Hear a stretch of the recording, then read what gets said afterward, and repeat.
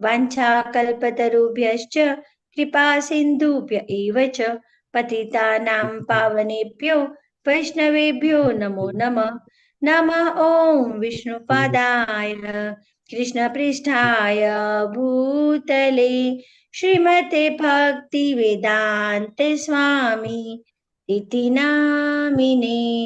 नमस्ते सरस्वती देवे गौरवाणी प्रचारिणे निर्विशेषः शून्यवादी पाश्चात्य देशतारिणे।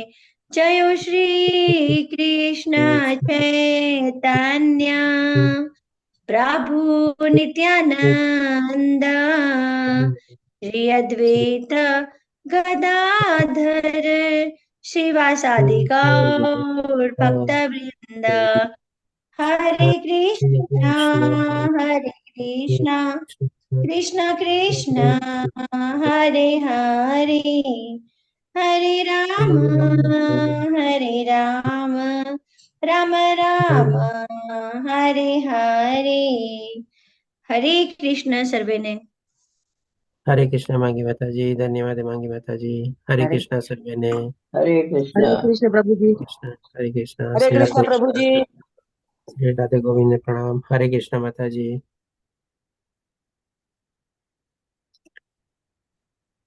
हरे कृष्ण चंद्रिका माता जी। हरे कृष्ण नैना माता जी। हरे कृष्ण प्रभु जी।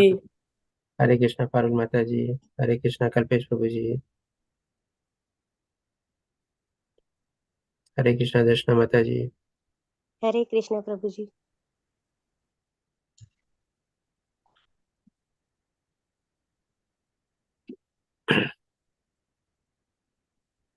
તો આજે આપણે સેકન્ડ પાર્ટ કવર કરશું. ગઈકાલે આપણે 11મો અધ્યાય ભગવાનના વિશ્વરૂપ દર્શનના આપણે 1 થી આપણે 31 શ્લોક કવર કર્યા અને સંજયના શબ્દો દ્વારા આપણે ભગવાનનું વિશ્વરૂપ દર્શન નિહાળ્યું. સાથે સાથે આપણે અર્જુનના શબ્દો દ્વારા પણ ભગવાનનું વિશ્વરૂપ દર્શન નિહાળ્યું. જ્યારે અર્જુન ભગવાનને વિનંતી કરે છે કે આપના વિશ્વરૂપ દર્શનને જો હું લાયક હોઉં તો મને એ બતાવવાની કૃપા કરો.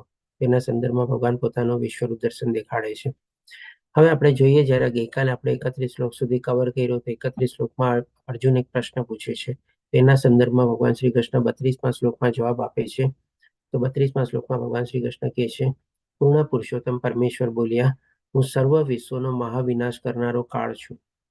એટલે કે કોણ છે? અર્જુનનો પ્રશ્ન શું હતો કે આપ કોણ છો અને શું કામ આપ મને દેખાડો છો?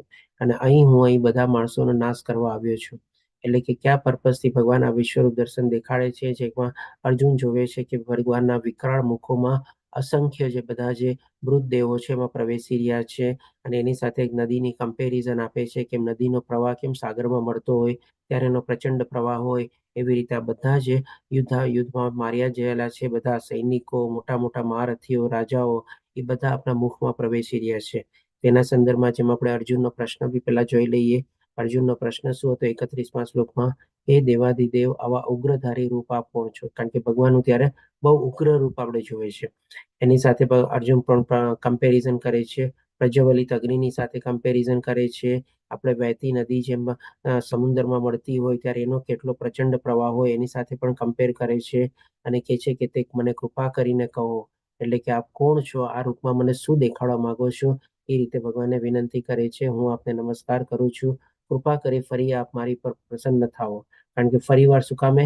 કારણ કે સૌથી પહેલી વાર અર્જુન ભગવાનને વિનંતી કરી હતી કે આપના મને વિશ્વરૂપ દર્શનને જો લાયક હો તો મને દેખાવો. એટલે કે એક વિનંતી હતી. અહીંયા ફરીથી પાછો ભગવાનનું વિશ્વરૂપ દર્શન જોઈને જ્યારે પોતે થોડો ઘણો ધરાઈ જાય છે, સંતોષી જાય છે અને સાથે સાથે થોડો ગભરાઈ બી જાય છે, ચિંતિત બી થાય છે, વ્યથિત બી થાય છે, એનું પોતાનું સંતુલન બી જાળવી શકતો નથી. એટલે કે ફરીથી વિનંતી કરે છે ભગવાનને કે આપ કોણ છો? આપ આદ્ય ભગવાન છો. હું આપના વિશે જાણવા ઈચ્છું છું, કારણ કે હું આપની આ લીલા પ્રવૃત્તિથી બાબતથી અજાણ છું. એટલે કે ડેફિનેટલી આ પણ ભગવાનની એક લીલા છે અને સૌ પ્રથમવાર અર્જુન ત્યારે જોઈ રહ્યો હતો.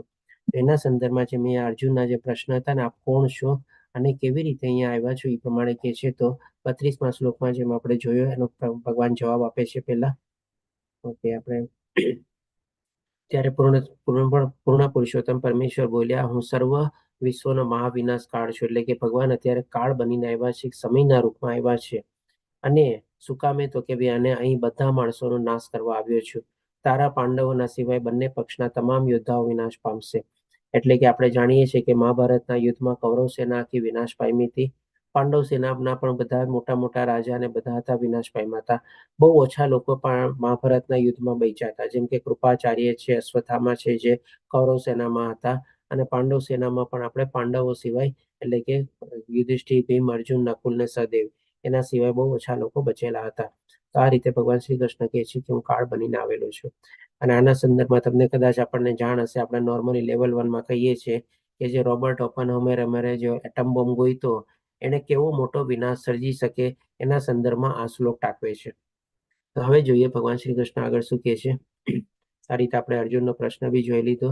હવે 33મા શ્લોકમાં ભગવાન કહે છે કે માટે ઉઠ, કારણ કે ભગવાન એને કારણ બતાવી દીધું કે શું કામે પોતે આવ્યા છે અને કેવી રીતે ત્યારે કાળ બનીને આવ્યા છે.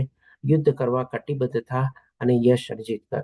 એટલે કે ભગવાન શ્રી કૃષ્ણ ફરીથી અર્જુનને અહીંયા મોટિવેટ કરે છે, એને પ્રેરણા આપે છે કે ઊભો થા અને કટિબદ્ધ થા, એટલે કે તારા મનોબળથી તું આગળ વધ અને યશ કરવા અર્જિત કર. હવે અહીંયા જો ભગવાન શ્રી કૃષ્ણ એને સ્પષ્ટ રૂપે બતાવી દે છે, કારણ કે ઓલરેડી વિશ્વરૂપ દર્શન એને જોઈ લીધું છે. એમાં એને જોયું ગુરુ દ્રોણાચાર્ય, ભીષ્મ પિતામહ, પછી કર્ણ જેવા મહાવીરો પણ બધા મૃત્યુ પામ્યા છે. એટલે અહીંયા ભગવાન શ્રી કૃષ્ણ આપણને સૌપ્રથમ અર્જુનને નિર્દેશ કરે છે કે ભાઈ આ જે કુરુક્ષેત્રનું જે યુદ્ધ થવાનું છે એનું પરિણામ શું આવવાનું છે. અત્યાર સુધી તમે જુઓ તો ભગવાને ક્યાંય નિર્દેશ નથી કર્યો કે ભાઈ કુરુક્ષેત્રના યુદ્ધમાં પાંડવોનો વિજય થવાનો છે. આપણે કારણ કે બીજા અધ્યાયમાં પણ જ્યારે અર્જુનને પ્રશ્ન હતો કે ભાઈ આનંદ નથી, તો એના સંદર્ભમાં પણ ભગવાન એને શું કહે છે કે ભાઈ તું તારો નિયત કર્તવ્ય કર્મ અથવા સ્વધર્મ નિભાવ અને એમાં પણ જરાય આસક્ત થઈશ નહીં. અને પછી કહે છે કે ભાઈ જો એમાં તું જીત પામીશ તો તને આ બધા પૃથ્વીનું સામ્રાજ્ય મળશે, અને જો તું એમાં હારીશ તો તને સ્વર્ગ મળશે. ત્યાં પણ ભગવાન એને બતાવતા નથી કે ભાઈ પાંડવોની જીત નિશ્ચિત છે અને મહાભારતના યુદ્ધમાં કૌરવોની હાર નિશ્ચિત છે. પણ અહીંયા પછી આગળ જેમ અર્જુનના પ્રશ્નો થાય છે, બધા પ્રશ્નોના જવાબ આપતા આપતા જેમ ભગવાન આગળ વધે છે, અને જ્યારે અર્જુનનો છેલ્લો પ્રશ્ન અથવા વિનંતી હતી કે વિશ્વરૂપ દર્શન દેખાડો, ત્યારે ભગવાન વિશ્વરૂપ દર્શન દેખાડ્યા પછી અર્જુન અહીંયા કહે છે કે એ ઊભો થા, કટિબદ્ધ થા અને યશ કર. એટલે કે સંપૂર્ણ રીતે મહાભારતના યુદ્ધનું શું પરિણામ આવવાનું હતું આગાહી કરી ભગવાન બતાવે છે અર્જુનને. કારણ કે ભગવાને ત્યારે અર્જુનને શું કીધું હતું, તારે ભવિષ્ય વર્તમાન જે જોવું હોય તો બધું અહીંયા જ જો. અને અર્જુન ભવિષ્ય પણ જોવે છે અને ભવિષ્યમાં આવી રીતે બધા યોદ્ધાઓને માર્યા ગયેલા જોવે છે. ત્યારે અહીંયા ભગવાન શ્રી કૃષ્ણ એને કહે છે કે ભાઈ ઊભો થા અને યુદ્ધ કર અને જીત અર્જિત કર. તારા શત્રુઓને જીતીને સમૃદ્ધ રાજ્ય ભોગવ. અને હવે એની આફ્ટર ઇફેક્ટ શું છે એ પણ અહીંયા ભગવાન શ્રી કૃષ્ણ બતાવે છે કે ભાઈ જે તારા બધા શત્રુઓ છે, સામેવાળા પક્ષવાળા જે છે, એ બધા ઉપર તું જીત પામીશ અને એ જીત પામ્યા પછી તને સમૃદ્ધ રાજ્ય ભોગવીશ. એટલે કે હસ્તિનાપુરની ગાદીની સાથે સાથે જેમ આપણે જાણ્યું હતું કે આખા બધા વિશ્વના રાજાઓ ત્યારે યુદ્ધમાં સામેલ થયેલા હતા, અને જે બધા મરી જાય તો એ બધાના રાજ્યો ક્યાં જાય, તો કે ભાઈ પાંડવ પાસે જવાના હતા. એટલે ખાલી હસ્તિનાપુર નહીં પણ આખી પૃથ્વી ઉપર એ લોકોને સામ્રાજ્ય મળવાનું હતું. અને ડેફિનેટલી પ્રમાણે પણ યુધિષ્ઠિર ઘણા વર્ષો સુધી રાજ્ય કરે છે. હવે પછી ભગવાન આગળ કહે છે કે મારી યોજના દ્વારા તો તેઓ બધા મૃત્યુ પામેલા જ છે. તો જો આખી જે બધી યોજના હતી ને એ પણ અહીંયા ભગવાન શ્રી કૃષ્ણ છતી પાડે છે અથવા તો ખુલ્લી પાડે છે. આ બધું કારણ કે ભગવાનનો ઉદ્દેશ જ હતો. ભગવાને ચોથા અધ્યાયમાં જ કીધું હતું કે ભાઈ દુષ્ટોનો વિનાશ કરવા, ભક્તોની રક્ષણ કરવા અને ધર્મની પુનઃસ્થાપના કરવા હું યુગે યુગે પ્રગટ થાઉં છું. તો અત્યારે ત્યારે એવા બધા જે દુષ્ટો હતા, અસુર રૂપમાં હતા, શકુની છે, દુર્યોધન છે, જે ઘણા બધા કંસ મામા હતા, એમના ઘણા બધા એવા અસુરો હતા. ભગવાને પણ નાનપણમાં ઘણા બધા અસુરોનો વધ કર્યો હતો. આ બધી આખી ભગવાનની યોજના હતી અથવા તો બધું પ્રી પ્લાનિંગ હતું. અને એ રીતે અહીંયા ભગવાન શ્રી કૃષ્ણ એ છતું કરીને કહે છે કે મારી યોજના દ્વારા તો આ બધા લોકો ઓલરેડી મરી જ ગયા છે. તું તો ખાલી એક નિમિત્ત છો. એટલા માટે કહે છે હે સેવ્યા ચાચી, તો તું યુદ્ધમાં નિમિત્ત માત્ર છો. એટલે કે ભગવાન દરેકને એક નિમિત્ત બનાવે છે, અને એમાં ભગવાન એના ભક્તોને છે ને નિમિત્ત બનાવે છે કે જેથી કરીને એના ભક્તોની યશગાન થાય. આજે આપણે ઘણીવાર જોઈએ છીએ ને કે ભાઈ ઘણીવાર આપણે કહીએ કે ભાઈ મહાભારતનું યુદ્ધ પાંડવ લોકો જીતા, એમાં મેઇન નાયક કોણ હતો, તો કે અર્જુન હતો. અર્જુન વગર તો એ લોકો યુદ્ધ લડી જ ન શકત. અર્જુનના કારણે જ એ લોકો યુદ્ધ જીતા. એટલે કે એમાં કોના ગુણગાન થયા આપણે, તો કે ભગવાનના ભક્તના થયા ને. કારણ કે અર્જુન જે છે ભગવાનનો ભક્ત છે. ભગવાનના શબ્દો દ્વારા આપણે અલગ અલગ અધ્યાયમાં જાણી ગયા છે કે તું મારો ભક્ત છો, સખા છો, મિત્ર છો, એટલા માટે હું તને આ બધું જ્ઞાન આપું છું. એટલે કે ભગવાન એના ભક્તોનો ઉદ્ધાર કરવા માટેની સાથે સાથે ભગવાનના છે ને યશોગાન અથવા ભક્તોની પણ પ્રસિદ્ધિ થાય ને એને પણ સિદ્ધિ મળે. ભગવાન એના ભક્તોને પણ છે ને મોટા કરે છે. એટલા ભગવાન દયાળુ છે. એટલે કે આ રીતે ભગવાન અર્જુનને કહે છે, તું નિમિત્ત માત્ર છો, ઉભો થા અને યુદ્ધ કર, જીત અને પૃથ્વીનું સામ્રાજ્ય ભોગવ.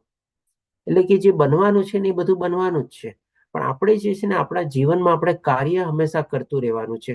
કાર્ય ક્યારે આપણે કર્મ ક્યારે આપણે એનાથી આપણે કે ને કે પોતાની જાતને વંચિત ન રાખવા જોઈએ. જે પ્રમાણે આપણે કાર્ય આપણા હાથમાં આવે એ પ્રમાણે કરી રાખવાનું. કારણ કે આ શ્લોક દ્વારા પણ આપણે જાણીએ છીએ કે બધું ભગવાન દ્વારા એક ઇનડાયરેક્ટલી બધું નિર્ધારિત થયેલું છે. ડેફિનેટલી નિર્ધારિત પણ આપણા કર્મના પ્રમાણે થયેલું હોય છે. પણ આપણે જો કર્મમાં એવી રીતે અનાસક્તિ કેળવીને જો આપણે કહીએ કે ભાઈ સંપૂર્ણ રીતે નિષ્કામ ભાવે જો કર્મમાં પ્રત્યે આગળ વધીએ ને તો આપણને બંધન કરતા પણ નથી થતા અને ભગવાન આપણને જે જોતું હોય, આપણને જે જરૂરિયાત હોય એ બધું આપીને જ રહે છે આપણને. હવે પછી ભગવાન આપણને 34મા શ્લોકમાં કહે છે કે દ્રોણ, ભીષ્મ, જયદ્રથ, કર્ણ તથા અન્ય મહાન યોદ્ધાઓ પહેલાથી જ મારા વડે હણાઈ ચૂક્યા છે.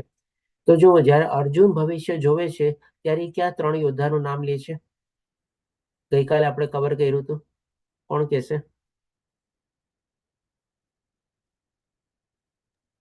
ભીષ્મજી. ભીષ્મ. ઓકે, માંગી બધા જ આપણે કોસ્ટ બનાવી દઉં છું. ભીષ્મ. બીજું કોનું નામ લે છે? ગુરુ દ્રોણ હતા. ગુરુ દ્રોણ, ભીષ્મ, દ્રોણ અને કર્ણ. કર્ણ. બોલો. અર્જુન આ 3 ના નામ લે છે. અર્જુન જયદ્રથ નું નામ નથી લેતો, પણ અહીંયા જો ભગવાન જયદ્રથ નું પણ નામ એડ કરે છે. કારણ કે આપણે જાણીએ છીએ કે મહાભારતના યુદ્ધમાં અભિમન્યુનો જે વધ થયો હતો એમાં એક કહીએ ને કે ભાઈ બહુ મોટો ભાગ ભજવનાર હતા. કોણ? જયદ્રથ. કારણ કે જયદ્રથ એ દિવસે એને કંઈક વરદાન પ્રાપ્ત થયેલું હતું ને એ વરદાનના રૂપે 5 પાંડવ ઉપર ભારી પડ્યા હતા. એટલે કે ચારેય ભાઈઓ જે ચક્રવ્યૂહની બહાર હતા અને એ લોકો અભિમન્યુના રક્ષણ માટે જવાના હતા, એના ઉપર ભારી પડે છે, એને ચક્રવ્યૂહમાં જવા નથી દેતા અને ચક્રવ્યૂહમાં જ્યારે અભિમન્યુ એકલો લડતો હતો, જે બહાર નીકળવાની વિદ્યા નહોતો જાણતો, એના સંદર્ભમાં પછી બધા યોદ્ધાઓ મળીને એને એક સાથે કહીને કે નિયથા તરીકે પણ એને મારે છે. એટલે કે આ રીતે આપણે જયદ્રથે આ બહુ મોટો ભાગ ભજવ્યો હતો. એટલા માટે અહીંયા ભગવાન શ્રી કૃષ્ણ જે છે જયદ્રથનું પણ નામ લે છે. જી રમેશ પ્રભુજી, આપનો એન્ડેસ છે. બીજું, વનવાસ દરમિયાન દ્રૌપદીનું અપહરણ કરવાનો પ્રયાસ કરેલો, એટલે એને મુંડન કરીને અને 5 પાંડવો તરીકે 5 શિખા રાખી એને કાઢી મૂક્યો હતો. એટલે એને વેર વારવા માટે જયદ્રથે તપ કર્યું હતું અને વરદાન રૂપિયાને મળ્યું હતું કે જે તારો વધ કરશે એ અને તારું માથું જેના ખોળામાં નીચે પડશે તો તારો વધ કરનારનું મૃત્યુ થશે. એટલે એ બહુ બળિયો થઈ ગયો હતો. હરે કૃષ્ણ.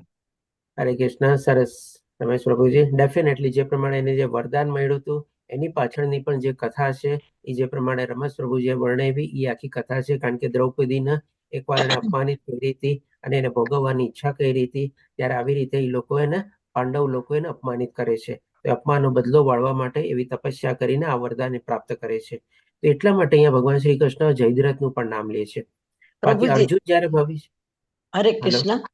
જયદ્રથ તો દુશાલાનું દુર્યોધન ના બનેવી. આ તો માતાજી પાંડવના પણ તો બનેવી થયા ને. દુર્યોધનની બેન પાંડવની તો પણ બેન થઈ ને. બરાબર છે, પણ સગી બેન થાય, ઓલી કઝિન થાય એમ. ત્યારે આપણે સગી ને કઝિનમાં થોડો ભેદભાવ કરીએ છીએ. ત્યારના વખતમાં તો સગી ને કઝિનમાં એટલો ભેદભાવ હતો જ નહીં. ધૃતરાષ્ટ્રે સૌથી પહેલો આ ભેદભાવ શરૂ કર્યો અને એને જે ભેદભાવ કર્યો એના કારણે તો મહાભારતનું યુદ્ધ રચાણું ને. જો ધૃતરાષ્ટ્રે આ ભેદભાવ ન કર્યા હોત તો મહાભારતનું યુદ્ધ જ ન થાત. હા, મહાભારતમાં પિતરાઈ બેન ને પિતરાઈ ભાઈ ને એવું લખેલું છે, એટલે કહું છું. બરાબર. ના, સરસ માતાજી, આપની વાત બરાબર છે. એટલે કે ડેફિનેટલી એના બનેવી જ થતા હતા. તો આ રીતે ભગવાન શ્રી કૃષ્ણ પણ જયદ્રથનું નામ લે છે અને કહે છે કે ભાઈ આ બધા જે યોદ્ધાઓ જે છે મારા વડે ઓલરેડી પહેલેથી હણાઈ ગયા છે. કારણ કે આમ જુઓ તો ભગવાનને અર્જુન દ્વારા નિમિત્ત બનાવીને આખું મહાભારતનું યુદ્ધ લડાવે છે આપણે. બાકી જો ભગવાનને બધાનો નાશ કરવો હોય તો ભગવાન તો એક ક્ષણમાં બધાનો યુદ્ધ વગર પણ નાશ કરી શકતા હતા. ભગવાન માટે કોઈ એવું જરૂરી નથી કે ભાઈ મહાભારતનું યુદ્ધ થવું જ જોઈએ, પણ આ બધી એક આખી યોજના હતી. જે પ્રમાણે ભગવાને આપણને આગલા શ્લોકમાં બતાવ્યું પ્રમાણે કે ભાઈ યોદ્ધાઓ મારા પેલ વડે હણાઈ ચૂક્યા છે, માટે તું તેમનો વધ કર અને લેશ માત્ર વ્યથિત થઈશ નહીં. શું કામે વ્યથિત થઈશ નહીં કે છે? કારણ કે એને આત્મજ્ઞાન હવે આપી દીધું છે ભગવાને. એટલા માટે કહે છે કે ભાઈ લેશ માત્ર પણ તારે એના માટે કોઈ દુઃખ કરવાની જરૂર નથી.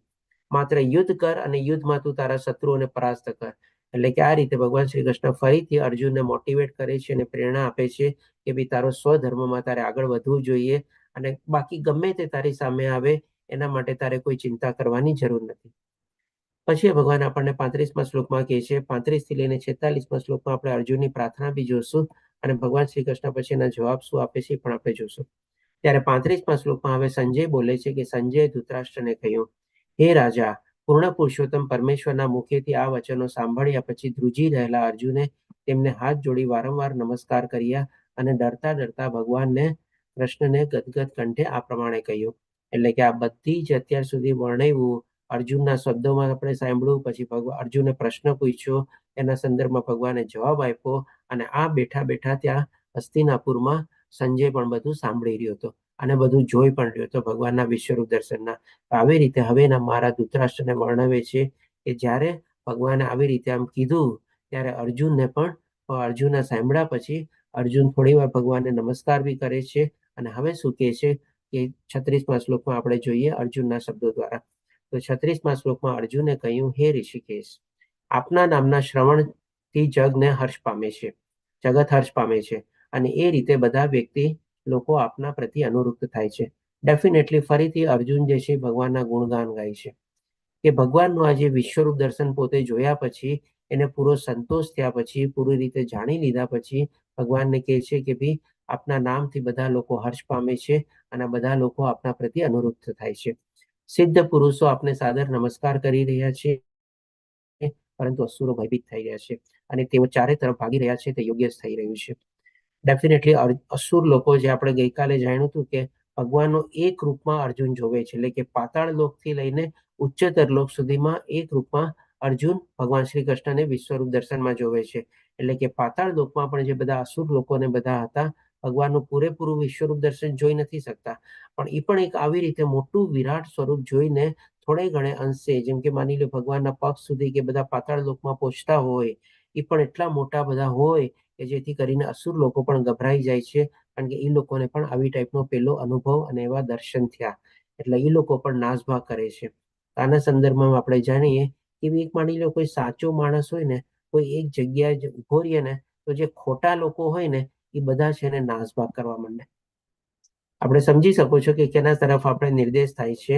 આજે જેમ કે આપણા ભારત દેશમાં એક માણસ કેટલું તટસ્થ રીતે બધાની સામે ઝૂઝમે છે, બધાની સામે લડે છે અને એની સામે અત્યારે જોઈએ તો બાકી બધા લોકો એકજૂથ થઈને બધાનો ઉદ્દેશ અત્યારે શું છે કે ભાઈ ઈ માણસને આપણે હટાવવું, ઈ માણસને આપણે અહીંયાથી જો કાઢશું નહીં ત્યાં સુધી આપણે આપણું કંઈ કરી શકશું નહીં, કારણ કે એ લોકો બધા ખોટા છે અને એ ખોટા જે છે એને ઉઘાડ પાડવા માટે જ્યારે બધા પ્રયત્ન બી થઈ રહ્યા છે, સાથે સાથે આપણા દેશને પણ આગળ કરવા માટે બધા પ્રયત્ન થઈ રહ્યા છે, ત્યારે લોકો બધા આવી રીતે એકજૂથ થઈને એ માણસને હટાવવા માંગે છે અને ડેફિનેટલી એમાં પણ ઘણા લોકો બધા ગભરાયેલા હોય છે. તો આ રીતે સંદર્ભમાં આપણને એ પણ ચીજ મળે છે કે ક્યારે પણ કોઈ સાચી વ્યક્તિ આપણી સામે કેમ આવી રીતે ઊભી રહીએ તો ડેફિનેટલી જે ખોટા માણસો હોય એ બધા નાસભાગ કરી રાખે અને ડરી પણ જાય. જી ચંદ્રિકા માતાજી, આપનો એન્ડ છે. હરે કૃષ્ણ પ્રભુજી, આ બધાને દર્શન કરાવ્યા ભગવાને વિશ્વરૂપ દર્શન, તો ત્યારે આપણે કાંઈક તો હશું ને, જે કીડી મકોડું કે ગમે કાંઈક, આ બધા કે રાક્ષસને જીવ જંતુને કરાવ્યા, તો આપણે કોઈ પણ રૂપમાં દર્શન તો કર્યા જશે ને ભગવાનના?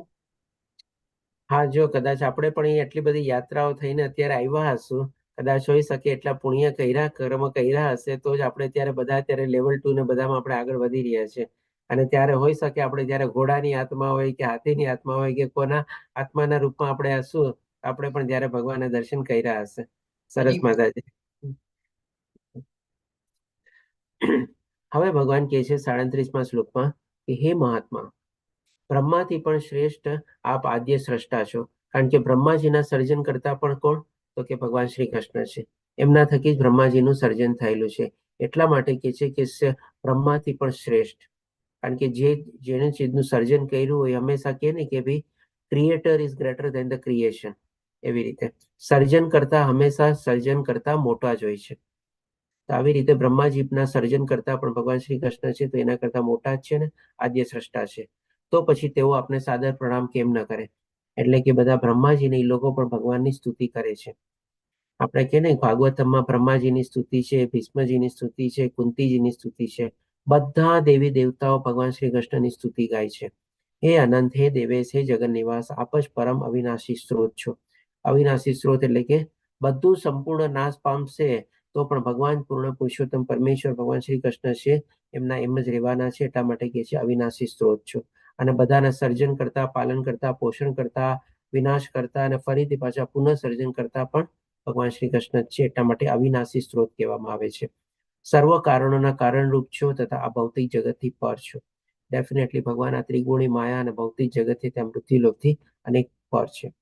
હવે 38મા શ્લોકમાં કહે છે અર્જુન, આપ આદ્ય પરમેશ્વર, સનાતન પુરુષ તથા દ્રશ્ય જગતના અંતિમ આશ્રય સ્થાન છો. આપણે આ દ્રશ્ય જગતના અંતિમ આશ્રય સ્થાન કેવી રીતે કહેવામાં આવે છે? તો કે દ્રશ્ય જગત એટલે કે અત્યારે મૃત્યુલોક અથવા આપણે જેમાં રહીએ છીએ, આપણે 4 પ્રકારના પ્રલય જાણ્યા હતા. તો જ્યારે માની લો નૈતિક પ્રલય થાય છે એટલે કે આપણે સૂઈએ છીએ, ઉઠીએ છીએ, એ પ્રમાણે થઈ ગયું, બરાબર. પણ જ્યારે નૈમિતિક પ્રલય થાય છે એટલે કે જ્યારે બ્રહ્માજીનો દિવસ કમ્પ્લીટ થાય છે અને રાત્રિ થાય છે, એની પહેલા બધા જીવો હોય છે એ કઈ સુસુપ્ત અવસ્થામાં શેમાં વિષ્ણુમાં સમાયેલા રહીએ છે? કોણ કહેશે મને? દક્ષાએ વિષ્ણુ. ના અક્ષય પ્રભુજી, બ્રહ્માજીના દિવસ અને રાત્રિ વચ્ચેના સમયની ગાળામાં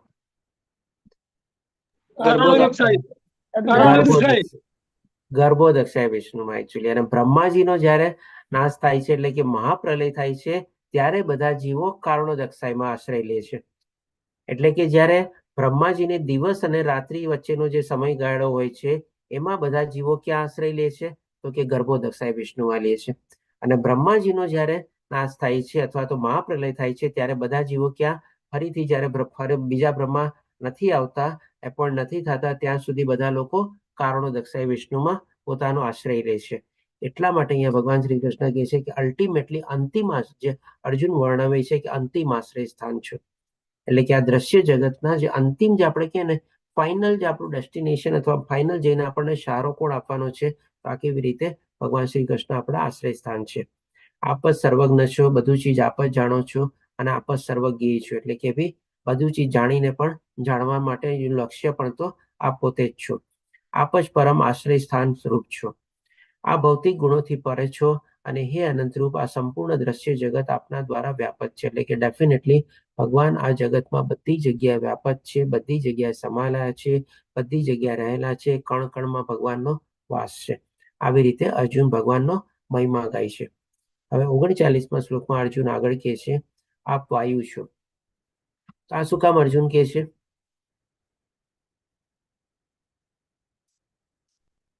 કોણ કહે છે? કારણ કે વાયુ છે એ બધી જગ્યાએ હોય છે, તેથી સર્વદેવમાં આપણે અત્યાર સુધી જે ભગવદ્ ગીતા સમજ્યા એમાં 2 વાર ભગવાને વાયુના સંદર્ભમાં પોતાની જાતને વર્ણવ્યા છે. કોણ કહેશે? એ રેફરન્સ ક્યાં હતો? યાદ છે કોઈને? વિભૂતિ બતાવે છે ભગવાન હરે કૃષ્ણ પ્રભુજી. એમ કે અર્જુન એમ કે છે કે હું વાયુને રોકી શકું, વનને રોકી શકતો નથી. એ તો અર્જુન કહે છે. ભગવાન પોતાની જાતને વાયુના રૂપમાં 2 જગ્યાએ બતાવે છે. યાદ કરો. આ બધા લેવલ 2 માં આવ્યા છો અત્યારે. હવે થોડું ઘણું માઇન્ડ કરવું પડશે, થોડા ઘણા અઘરા પ્રશ્નો સામનો કરવો પડશે. આ બધા 9મા અધ્યાયમાં ભગવાન કહે છે, વાયુની સાથે કમ્પેરિઝન આપીને કહે છે 6ઠ્ઠા શ્લોકમાં કે જેમ આકાશમાં વાયુ હંમેશા સ્થિત રહેલો હોય છે એવી રીતે બધા જીવો મારામાં સ્થિત છે. યાદ આવ્યું? પછી 10મા અધ્યાયમાં વિભૂતિ યોગમાં ભગવાન બતાવે છે કે મરીચીમાં વાયુ છું, વાયુમાં મરીચું છું. એવી રીતે એટલે કે 2 જગ્યાએ ભગવાન આપણને બતાવે છે. તો એ જ અહીંયા અર્જુન કહે છે કે આ વાયુ છું તથા સર્વોપરી નિયંતા પણ છો. હવે સર્વોપરી નિયંતા ભગવાને ક્યાં કીધું છે બોલો?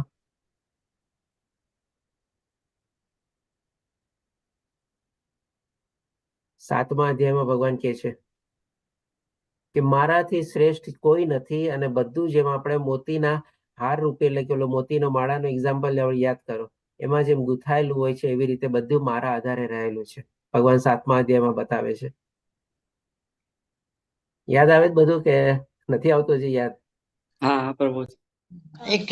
એક દોરાની અંદર માળા એક દોરાની અંદર, હા, માળાની અંદર ઈ વાળા શ્લોકમાં ભગવાન શ્રી કૃષ્ણ કહે છે કે મારાથી સર્વોચ્ચ અથવા સર્વોપરી કાંઈ નથી. પછી ભગવાન શ્રી કૃષ્ણ કહે છે કે આપ અગ્નિ છો. અહીં સોરી, અર્જુન કહે છે કે આપ અગ્નિ છો. તો અગ્નિ ભગવાન શ્રી કૃષ્ણ ક્યાં બતાવે છે પોતાને? એ પણ ભગવાને કીધેલું છે. 10મા અધ્યાયમાં પ્રભુજી. ડેફિનેટલી હા, 10મા અધ્યાયમાં બી બતાવે છે અને 7મા અધ્યાયમાં બી બતાવે છે અગ્નિની ઉષ્ણતા હું છું.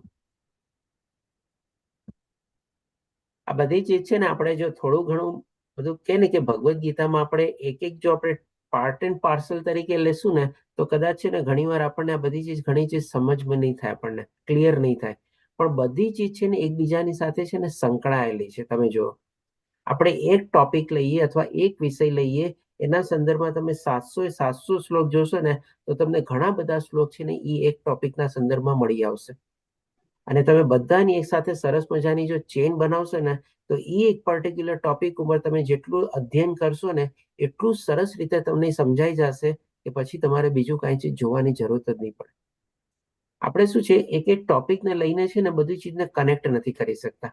આપણે ક્યાંક આ સમજીએ, ક્યાંક આ સમજીએ, ક્યાંક ઓલું સમજીએ, એવી રીતે આપણી સમજણ શક્તિ પણ છે ને સારી રીતે વિકસિત નથી થતી આમ જોવા જઈએ તો. હવે જળ છો, ભગવાન શ્રી કૃષ્ણ જળ ક્યાં બતાવે છે? 2 જગ્યાએ જળ બતાવે છે, એ બી તમે કહો મને. 7મા અધ્યાયમાં. 7મા અધ્યાયમાં શું કહે છે? રસોહમ અપ્તુ કૌંતેય. પાણીમાં સ્વાદ છું, પાણીમાં સ્વાદ છું. સરસ એમાં માતાજી. અને હજી ક્યાં બતાવે છે ભગવાન શ્રી કૃષ્ણ? હવે ખાલી એમ સિમ્પલી નહીં કહી દેતા 10મો અધ્યાય. 10મા અધ્યાયમાં ઘણું બધું આવે છે. ભગવાને તો એસી વિભૂતિ વર્ણવી છે, ડેફિનેટલી એમાંથી જ આ છે. પણ કઈ કમ્પેરિઝન આપે છે તમે બોલો મને જળની સાથે? પ્રભુજી, પેલું જે વસ્તુ નાના હેતુથી તરે છે એ મોટા જળાશયથી તરત તૃપ્ત થઈ જાય, એનું કમ્પેરિઝન આપે. ના, એ નથી. આપણે એ બીજી ચીજ થઈ જાય છે. ભગવાન જળ વહેતી નદી ગંગા. વહેતી નદી ગંગા, અને હજી એક કે છે સમુદ્ર. જળાશયોમાં સમુદ્ર. જળાશયોમાં સમુદ્ર. હા, જો સમુદ્ર. કે છે ને, બોલો. એટલે કે આ બધું જો અર્જુન અહીંયા જે શબ્દો બોલે છે ભગવાને ઓલરેડી કીધેલું છે, એ જ ચીજ બોલે છે આમ તો. પછી કે છે ચંદ્ર પણ છો. હવે ચંદ્ર ક્યાં ભગવાન બતાવે છે તમે મને કહો? નક્ષત્રમાં ચંદ્ર. અને હજી એક જગ્યાએ આ અધ્યાયમાં જ બતાવ્યું, તમે મને કહો, જે અર્જુન પોતે બોલે છે. સૂર્ય અને ચંદ્ર તમારી આંખો છે. હા, સૂર્ય અને ચંદ્ર તમારી આંખો છે, નક્ષત્રોમાં ચંદ્ર છું. બોલો. એનીવે, બહુ જરાક શોર્ટ આપણે એક્સરસાઇઝ લઈ લીધી કે થોડું ઘણું આવી રીતે જે બધું આપણે કનેક્ટ કરીને આપશું ને તો આપણને બહુ ઘણી બધી ચીજો ક્લિયર થઈ જશે. આ પ્રથમ જીવાત્મા બ્રહ્મા છો અને આ પ્રપિતામાં છો. બ્રહ્માજીને ઉત્પન્ન કરનાર પણ ભગવાન પોતે છે, એટલા માટે પ્રપિતામાં છો. તેથી આપને 1000 વાર નમસ્કાર છે અને મારા વારંવાર નમસ્કાર છે. એટલે કે ભગવાનને ફરી અને ફરીથી ભગવાનને પોતે નમસ્કાર કરે છે. હજી આગળ 40મા શ્લોકમાં કહે છે આપને સન્મુખથી, પાછળથી અને ચારે બાજુથી નમસ્કાર હો. એટલે કે આપણે જ્યારે મંદિરમાં જઈએ કેમ આખી પરિક્રમા કરીએ ને, તેવી રીતે અર્જુન પણ જે છે અહીંયા ભગવાનને કહે છે, કારણ કે જે વિશ્વરૂપ ભગવાનનું દર્શન હતું એમાં એને ક્યાંય આદિ મધ્ય અંત નથી દેખાતો. ઉપર નીચે બધી જગ્યાએ ભગવાનનું વિશ્વરૂપ દર્શનને એ દેખાય છે. એટલે કે એને લાગે છે હું ક્યાં ભગવાનને નમસ્કાર કરું. એટલે કે આજના રીતે પોતે વર્ણવે છે કે ભાઈ આપણે સન્મુખથી, સામેથી, પાછળથી અને ચારે બાજુથી, એટલે કે ટૂંકમાં બધી બાજુથી ભગવાનને નમસ્કાર કરે છે. એ અનંત વીર્ય.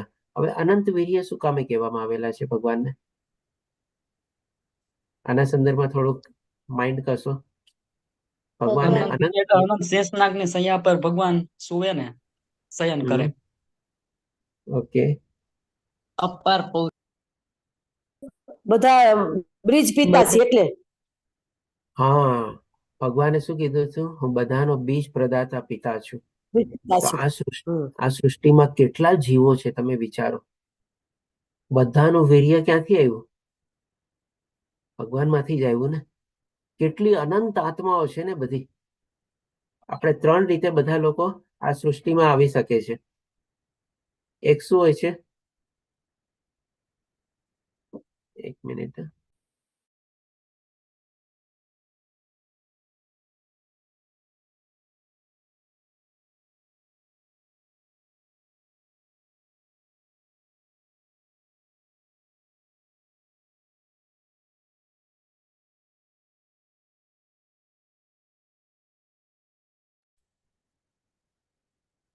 ઓકે, સોરી જરા.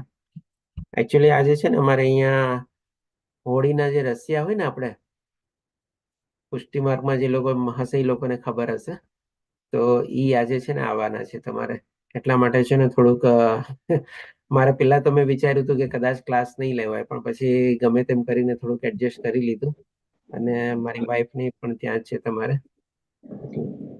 આજથી ઓળખ બેઠા ને એટલે શું પ્રભુજી, શું કહો છો રમેશ પ્રભુજી?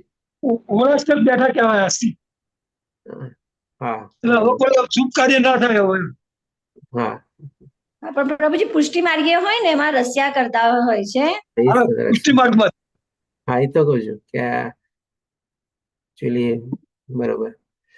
તો આજે બધા રશિયા આવ્યા છે અને એના માટે બધાને આપણે દર્શન કરવા જવાનું છે ને બધું હતું. એટલે હું પેલા ગયો, વાઈફને મૂકીને આવ્યો, પછી હું આવ્યો. પેલા વિચાર્યું કે ભાઈ ચાલો હું ક્લાસ થોડો સ્કીપ કરું અથવા ડ્રોપ કરું. જી પારુલ માતાજી બોલો. હા પ્રભુજી, અમારે રશિયા બહુ જ થાય અમારામાં. અને એટલો સરસ ઉત્સવ હોય ને, તમને એમ થાય પ્રભુજી જાણે ઘરે પધાર્યા હોય ને. એટલો ઘણા કરવા વાળા તો એટલો બધો એની પાછળ ખર્ચો કરે છે. પણ મિડલ ક્લાસ માણસો હોય, તમે એક દિવસે તમે ત્યાં રશિયામાં જાઓ ને તો તમે એટલા બધા આનંદમાં આવી જાઓ ને, આમ સાક્ષાત પ્રભુજી આવ્યો હોય ને એવો માહોલ થઈ જાય રશિયામાં. સાચી વાત છે માતાજી.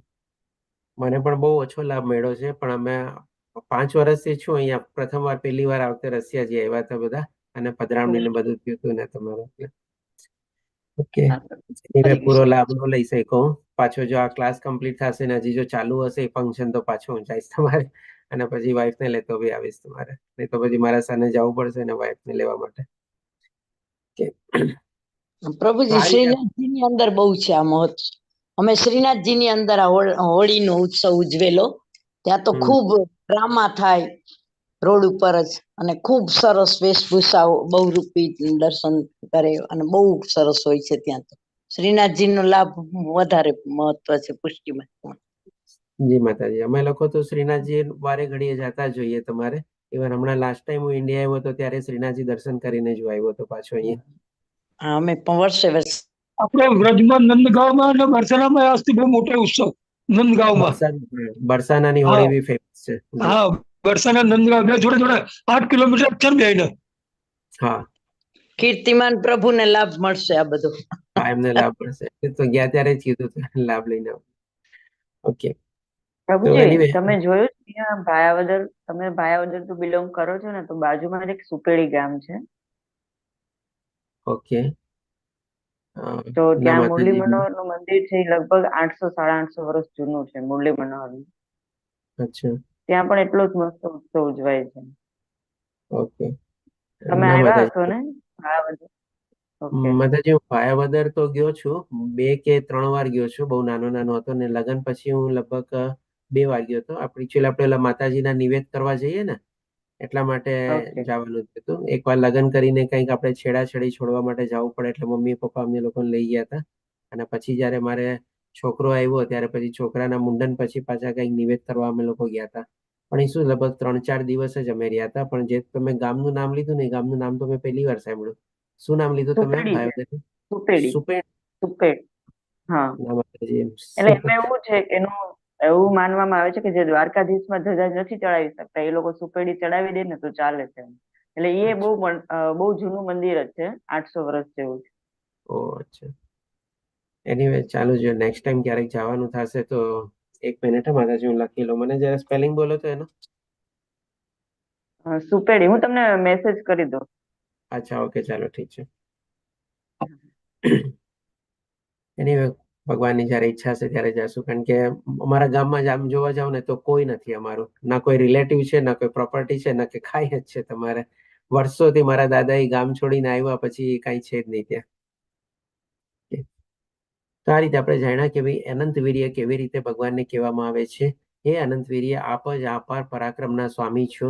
હવે અપાર પરાક્રમ એટલે કયું? સેના સ્વામી કહે છે કે ભાઈ ડેફિનેટલી અત્યારે જે ભગવાનનું વિશ્વરૂપ દર્શન જોઈ રહ્યો છે, અને જે મહાભારતના યુદ્ધનું પરિણામ જે ભગવાન સંકેત આપે છે અર્જુનને, એને અહીંયા અર્જુન અપાર પરાક્રમ તરીકે વર્ણવે છે. અને સાથે કહે છે કે એના સ્વામી છો. આપ સર્વવ્યાપક છો, અને તેથી જ આપ સર્વસ્વ છો. બધી જગ્યાએ આપ છવાયેલા છો, એટલા જ માટે આપ સર્વસ્વ છો અને સર્વોત્તમ છો. હવે ભગવાન શ્રી કૃષ્ણ કહે છે 41મા શ્લોકમાં 41 અને 42 શ્લોકમાં અર્જુન વર્ણવે છે, આપને મારા મિત્ર તરીકે માનીને મેં ઘણીવાર આપને હે કૃષ્ણ, હે યાદવ, હે સખા જેવી અવિચારી સંબોધનથી બોલાવ્યા છે.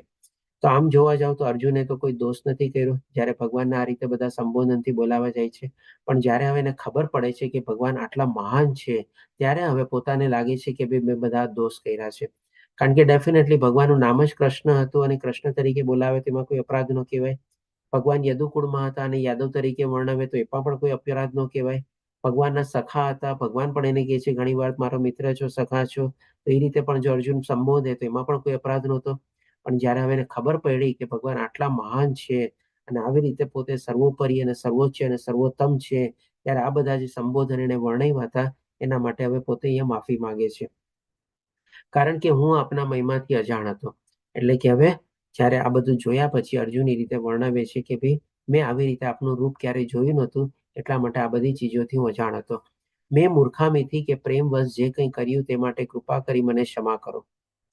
અને મેં ઘણી વાર વિનોદમાં, મજાક મસ્તીમાં, જેમ સખા હોય, મિત્રો હોય, યારી વસ્તીમાં વાતચીતો ને બધું કરતા હોય, આપણે કહીએ ને કે ભાઈ શું વાત છે, કેમ છે, જવા દે, આમ છે, કંઈક ને કંઈક એવી બધી મજાક મસ્તીમાં આપણે વાતો કરતા હોઈએ. એટલે કે વિશ્રામમાં, આરામ કરતી વખતે, સૂતી વખતે, બેઠા હોઈએ ત્યારે, અથવા તો જમતી વેળા, કોઈ વાર એકલા હોય તો કોઈ વાર મિત્રો વચ્ચે આપનો અનાદર કર્યો છે. એ અચ્યુત, કૃપા કરી આપ મારા આ સર્વ અપરાધો ક્ષમા કરો. એટલે કે આવી રીતે અર્જુન પોતાને દોષિત માને છે કે ભાઈ મેં ભગવાનની આટલી મહાનતા નહોતી જાણી અને મેં ભગવાનને આવી રીતે વિનોદમાં, મજાક મસ્તીમાં ઘણીવાર એવા સંબોધનથી વર્ણવેલા છે. તો પોતાની જાતને એ રીતે કહે છે કે ભાઈ અમારા દોષ છે, અમારા અપરાધ છે, એના માટે તમે મને ક્ષમા કરો. હવે સાથે સાથે અર્જુન સરખામણી બી આપે છે અથવા દાખલા આપીને બી ભગવાનને બતાવે છે. તો આગલા શ્લોકમાં કહે છે 43મા શ્લોકમાં, આપ આ સંપૂર્ણ જગતના સ્થાવર અને જંગમ સર્વના પિતા છો. આપ તેના પરમ પૂજ્ય આધ્યાત્મિક ગુરુવર્ય છો. આપનો કોઈ સમોવડીયો નથી અને ન તો કોઈ આપની સાથે સમૃદ્ધ થઈ શકે છે. ભગવાનના સમોવડિયા અથવા ભગવાનની ઇક્વાલિટીમાં કોઈ ન આવી શકે. તેથી હે અપરિમેય શક્તિશાળી પ્રભુ, ત્રણેય લોકમાં આપથી અધિક શ્રેષ્ઠ કોણ હોઈ શકે. ડેફિનેટલી આવી રીતે અર્જુન વર્ણવે છે ભગવાનની મહાનતા અને કહે છે કે ભાઈ આપના કરતા શ્રેષ્ઠ અથવા સર્વોચ્ચ અથવા સર્વોત્તમ કોઈ નથી.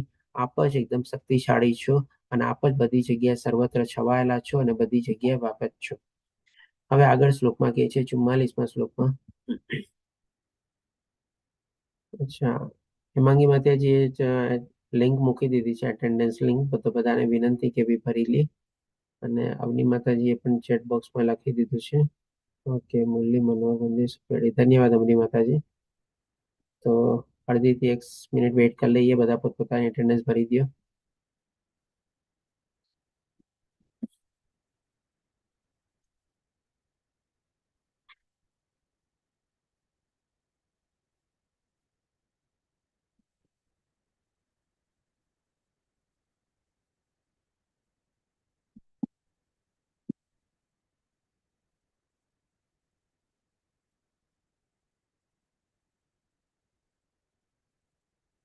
હમણાં 2-3 દિવસથી આપણને ઈશ્વરી માતાજી નથી દેખાતા.